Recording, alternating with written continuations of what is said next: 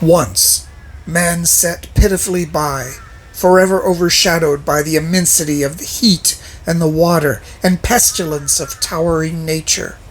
Then, almost suddenly, it was mostly remembering the monumental trees with trunks so large 6 children with arms stretched could not encircle them, remembering the endless festering swamps full of tiger attacks and sojourns when a man could, for a time, escape his wives and mistresses by decamping to the forest, where the insects and reptiles and many hidden things would scream as the sun passed behind the mountains.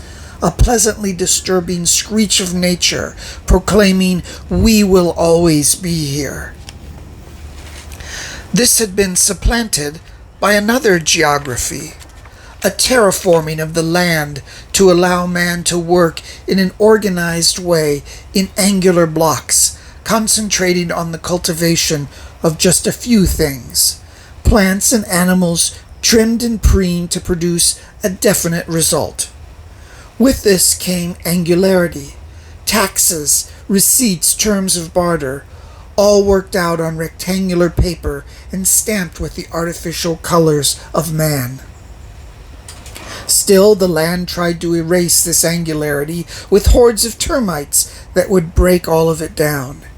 The only way to prevent this disintegration was through the ceaseless efforts of massaging the land and the things that grew, and the protection of paperwork on stands above water where the pestilence of the termites could not crawl to consume it.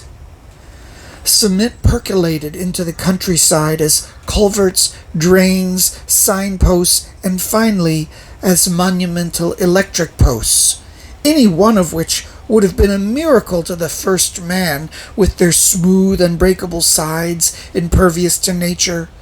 Seeing any one meant seeing many others, and seeing them stretch out into infinity. But they were largely ignored as men bent over, focusing on the earth that needed to be continually tamed into its man-made patterns. The sky, too, changed.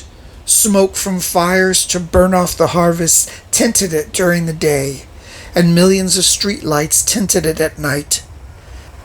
The orangish dome of the night sky now hung over man's land and his accomplishments. This was repeated across the land until one day it was all squares and long rectangles as land was combined and sold and cultivated, always reconfirming its new purpose as something to be used again in increasingly clever ways. Then, when the land's big men were sitting in their heavy western suits in the coldest of cold refrigerated air, floating in glass buildings high above the swampy plains, they had triumphed.